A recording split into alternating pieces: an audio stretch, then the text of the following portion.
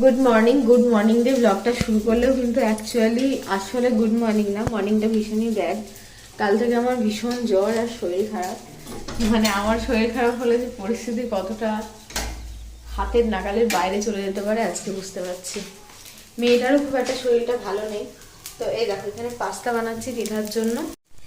দিদাদের স্কুলে ডিম দেওয়া অ্যালাউ নেই, কিন্তু মাঝে মধ্যে ডিম নিয়ে যাই। মানে এই নিয়ে আজকে দ্বিতীয় দিন, ও ক্লাস 3-তে পড়ছে, দ্বিতীয় দিন ওকে আমি ডিম দেবো। তো ডিম দিলে আমি আলাদা করে টিফিন কটাতে টিফিন দিই, যেহেতু বইটাই থাকে তো ওই জন্য আর কি ডিমটা দিই না। তো এর মধ্যে একটু সস দেবো, তাহলেই রেডি হয়ে যাবে পাস্তাটা। দিদার এখনও খাওয়া হয়নি। আর এই দেখো আমাদের পুচকুটা কি করছে দেখায় একবার। কই রে গোপাল সোনা, কই কই মো গোপাল সোনা, হাজি হাজি হচ্ছে, হাজি হাজি। ওলে বাবালে বাবু তাড়াতাড়ি।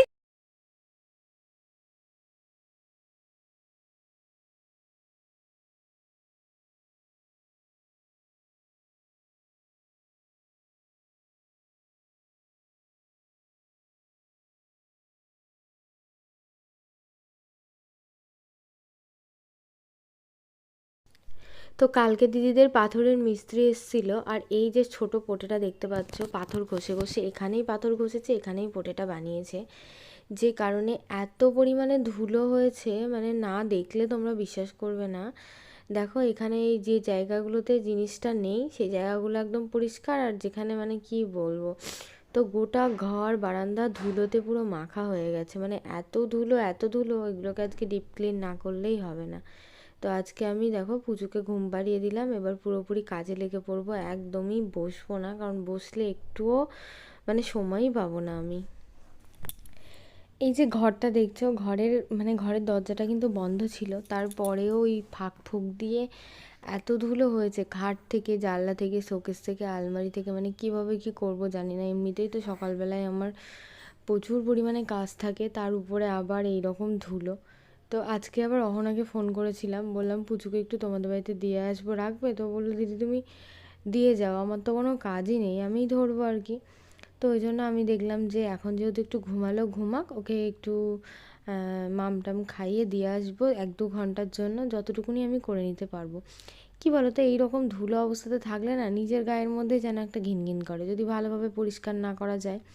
আর সকালবেলায় উঠে বিছানার অবস্থা এদিক দিয়ে ওদিক দিয়ে মানে এমন হয়ে থাকে, তো প্রথমে ভাবলাম আগে জামা কাপড় কটার ব্যবস্থা করি। প্রচুর পরিমাণে জামা কাপড় আছে, কালকে একবার কাচা হয়নি, ওয়াশিং মেশিনের মধ্যেই ভরা আছে ওগুলো। কারণ কালকে কারেন্ট ছিল না, সকাল থেকে কারেন্টের প্রবলেম ছিল, অনেকটা বেলা করে কারেন্টটা এসছে বলে আর দিইনি ওগুলোকে। তো ভাবলাম আজকের আর কালকের সব একসাথে মানে দুটো মিক্স করে আগে কেচে মেলে দিই। এটাও একটা বড় কাজ, কারণ প্রচুর যেহেতু ক্যাথা জামা কাপড়, এগুলো দুদিন ধরে না কাচলে বুঝতেই পারছো প্রচুর হয়ে যায়। অবশ্য প্রত্যেক দিনই কাচি, কালকে একটু সমস্যা ছিল তাই কাচা হয়নি। আজকে যে কত পরিমাণে হবে তার আর ঠিক নেই, দেখতেই পাচ্ছ একটা ওয়াশিং মেশিন তো ভর্তি অলরেডি হয়ে, মানে ভর্তি হয়ে আছে, তার মধ্যে আর কি ঠেলে ঠেলে ঢোকানো হবে, মানে একদম পুরো একদম ভর্তি হয়ে যাবে।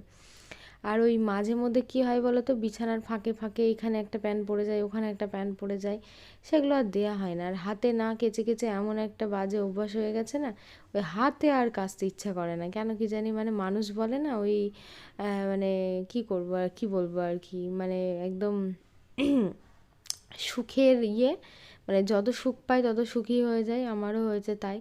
আর এগুলো প্রত্যেকটা জিনিসই কিন্তু খুব ময়লার জিনিস না, কারণ সবই প্রত্যেক দিনই কাচা হয়, পরিষ্কারই জিনিস, শুধু একটু হিসু করে এইসবের জন্য আর কি। তো এখানেও দেখো একটা নাইটি আর কি আছে, তো ওই যে বলছি না খুঁজছি গোটা বাড়িতে আমি। তো এবার একটু এটাকে সেট করে দিলাম, এই যে চলতে শুরু করেছে এখন, মোটামুটি এটা 1 ঘন্টা 27 মিনিট লাগবে।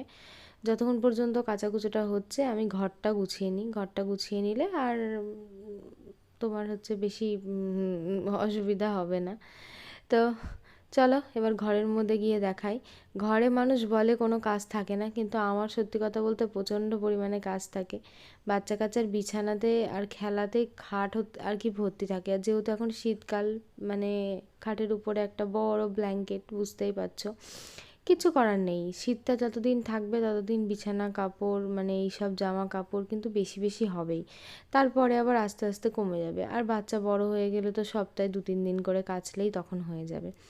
আগে তিথা যখন ছিল না তখন মানে তিথা যখন ছোট ছিল তখন তো আমাকে প্রত্যেক দিন 1 বালতি করে কাচতে হতো। দেখো ওয়াশিং মেশিন তো এই 2 দিন হলো এসেছে, তাও পরিস্থিতির চাপে পড়ে যদি একটা মানুষ থাকতো কিংবা একটা কাজের দিদি পেতাম তাহলে হয়তো মেশিনটা নিতাম না। তো ওই পরিস্থিতির কাছে এখন অনেক সময় হয় না মানুষ। তখনে দেখো ফাইনালি এই ঘরটা একদম ডিপ ক্লিন করলাম, সমস্ত কিছু এই যে শোকেস থেকে শুরু করে ভিতরে যা ছিল বার করে নতুন করে আবার মুছে টুছে এইগুলো মানে সব মানে এত ধুলো হয়েছিল না দেখলে তোমরা বিশ্বাস করবে না। এইগুলো সব পেরেছিলাম মাথার উপর থেকে মানে শোকেসের ভিতর থেকে উপর থেকে নিচ পর্যন্ত, শুধু এইটা করা হলো না। এইটা করিনি কেন, তার একটা কারণ আছে, যাই হোক সেটা পরে বলবো। এটা কাঁচ নেই। আর এই যে এইদিকেও দেখো সব এই যে এইগুলো সব নামিয়ে একদম পরিষ্কার হয়ে গেছে। এইবার ঢুকবো রান্নাঘরটায়, এটা দরজাটা বন্ধ করে দিই। রান্নাঘরটা দেখো কি হয়ে আছে দেখো। এবার রান্নাঘরে যত কোটোকাটা আছে সব নামাবো। সকাল 10টার সময় ওদের বাড়িতে আমাদের পুচকুকে দিয়ে গেছি, আর এখন ঘড়িতে বাজে 2টোর সময় নিতে এলাম। মানে সেই তারপরে হচ্ছে মানে ও বললো দিদি তোমার কাছে আর রান্না করতে হবে না, মানে রান্নাও করেছে প্লাস পুচুকেও সামলেছে। আর আমাদের পুচু আবার এখানে এসে একটু ভদ্র মানুষ হয়ে গিয়েছে, অনেকক্ষণ টাইম ধরে ঘুমিয়েছে, যেটা বাড়িতে থাকলে দিনে মানে একদমই ঘুমায় না। তো এখন খাওয়া দাওয়া করে তারপরে এখান থেকে যাব, একদম টিধার জন্য নিয়ে চলে যাব, তাহলে আর ফালতু তাহলে তুই বুঝতে পারছিস ভাইকে সামলানো কতটা কষ্ট। আরাধ্যা তুই বুঝতে পারছিস, তোর মাকে অনেক কষ্ট দিয়ে ফেললাম আজকে, তোকেও কষ্ট দিলাম। তোর মা কতক্ষণ ধরে ভাই সামলাচ্ছে আবার প্লাস রান্না করেছে, তাই তো? হ্যাঁ, কালকে আবার আমার দাদা আসবে, তো ছেলেকে নিয়ে দেখো কত কিছু রান্না করেছে ও। চিংড়ি মাছ দিয়ে শিম বাটা, পুঁই মিচারি মানে পুঁই মিচুরি পেঁয়াজ কলি দিয়ে এত সুন্দর লাগছিল না এটা খেতে, কি বলবো। আর তার সাথে রুই মাছের ঝোল আলু দিয়ে। তো এই হচ্ছে আরাধ্যা আর আমি খেতে বসে পড়েছি। তিথা তো এখনো স্কুল থেকে আসেনি, তিথা স্কুল থেকে আসলে ওকে আর কি জন্য ভাতটা নিয়ে চলে যাবে। এই যে দেখতে পাচ্ছ খাওয়াটা, এই ওদের বাড়িতেই খাওয়াটা আমি শান্তি করে খেয়েছিলাম। মানে বিপদ কখনো বলে কয়ে আসে না, বলে না সবাই, তো আজকে আমারও ওই সেম জিনিসটাই হয়েছিল। এই যে দেখতে পাচ্ছ পুচু এখন আমার কোলে আছে, মানে আমি মানে স্বপ্নেও ভাবতে পারিনি যে হঠাৎ করে এরকম একটা বিপদ চলে আসবে। এখান থেকে খাওয়া দাওয়া করে ওকে আর কি বাড়ি নিয়ে গেছিলাম। তারপরে ত্রিধাও স্কুল থেকে চলে এসেছিলো, তো ত্রিধাকে ভাত টাত খাইয়ে ওকে বললাম তুই একটু ভাইকে ধর, আমি ওই যে প্রচুর জামা কাপড় কেচেছি আজকে তোমাদেরকে দেখালাম, তো জামা কাপড়গুলো তুলি আর বিছানার চাদর মাদরগুলো একটু পাতি। তো আমার মেয়ে যাই হোক যথারীতি ছেলেকে নিয়েও ছিল, কিন্তু মানে হঠাৎ করে এটা একটা মানে অ্যাক্সিডেন্ট বলতে পারো। ও গেটের কাছে গেছে আর ওই যে দিদিদের ক্লোক্সবেলটা আছে ওইটার মধ্যে পুরো মানে আঙুল আটকে, মানে কি বলবো মানে পুরো মানে মিডিলের যে আঙুলটা মানে ডগাটা পুরো একদম মানে চিড়ে যেমন চ্যাপ্টা হয়ে যায় ওই রকম চ্যাপ্টা হয়ে গেছে আঙুলটা। তো মানে ওই তো দেখে মানে আমার এত ভয় লেগে গেছে, আমি তো ভাবলাম মনে হয় ছেলের আঙুল হয়তো ভেঙেই গেছে, কারণ বাচ্চা আমি তিধাকেও অনেক ছোট থেকে দেখেছি যে প্রচুর লেগেছে, প্রচুর লাগতো ওর, মানে একটু আধটু না প্রচুর পরিমাণে লাগতো, কিন্তু এই রকমভাবে চিড়ে চ্যাপ্টা হয়ে যেতে আমি দেখিনি। তো সঙ্গে সঙ্গে আমি যে ডক্টরকে দেখাই তাকে ফোন করলাম, তো তিনি আজকে বললেন তার অ্যাসিস্ট্যান্ট বললো আর কি তিনি ভগবান গোলাতে আজকে বসেন, এখানে বসেন না। তারপরে হচ্ছে আমি সোজা চলে গেলাম, উনি বললো আমাকে যে আপনি সব থেকে ভালো হবে মেডিকেলে নিয়ে চলে যান। তো মেডিকেলে এমার্জেন্সিতে নিয়ে চলে গেলাম, সঙ্গে সঙ্গে ডক্টর দেখে বললো যে হাতে তো প্রচণ্ড আঘাত পেয়েছে, আপনি একটা এক্স রে করে নিন, বলা যায় না যদি বাই চান্স ভেঙে যায়। তো এক্স রে দিল, সমস্ত কিছু সঙ্গে সঙ্গেই হলো, কিন্তু এক্স রেতে দেখলাম না আঙুলটা ভাঙেনি। ভগবানের মানে অশেষ কৃপা যে প্রচণ্ড পরিমাণে আঘাত লেগেছে, তাছাড়া আর উনি একটা মলম দিলেন আর 2 রকমের মেডিসিনও দিলেন ব্যথাটা যাতে না হয়, তার সাথে গ্যাসের একটা ওষুধ দিলেন। তো ওইগুলো তো আর মানে ভিডিও করার মতো কোনো পরিস্থিতি ছিল না। হওয়ার পরে মানে ছেলেকে আমি এই প্রথমবার এত পরিমাণে কাঁদতে দেখলাম, মানে সত্যি কথা বলতে যখন ওর আঙুলটা আমি দেখি না মানে আমার কি পরিমাণে যে কষ্ট হচ্ছিল তোমাদেরকে কি বলবো, মানে আমি কান্নাই করে ফেলেছিলাম। মানে আমি তো জাস্ট কান্না করেছি, আমার সাথে সাথে তিধা ছিল, আরাধ্যা ছিল, ওরাও প্রচণ্ড পরিমাণে কান্না করেছে যে মানে ভাইয়ের কি হয়ে গেল হঠাৎ করে।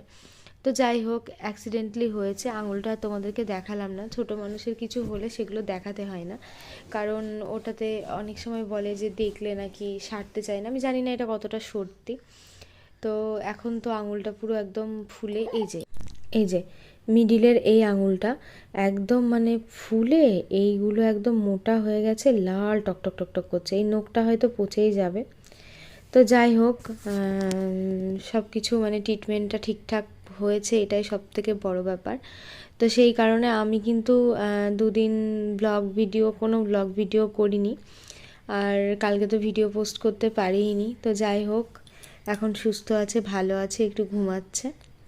তো চলো আজকের ভিডিওটা এখানেই শেষ করছি। সবাই ভালো থেকো, সুস্থ থেকো, সাবধানে থেকো। নেক্সট একটা ভিডিওতে দেখা হবে আবার।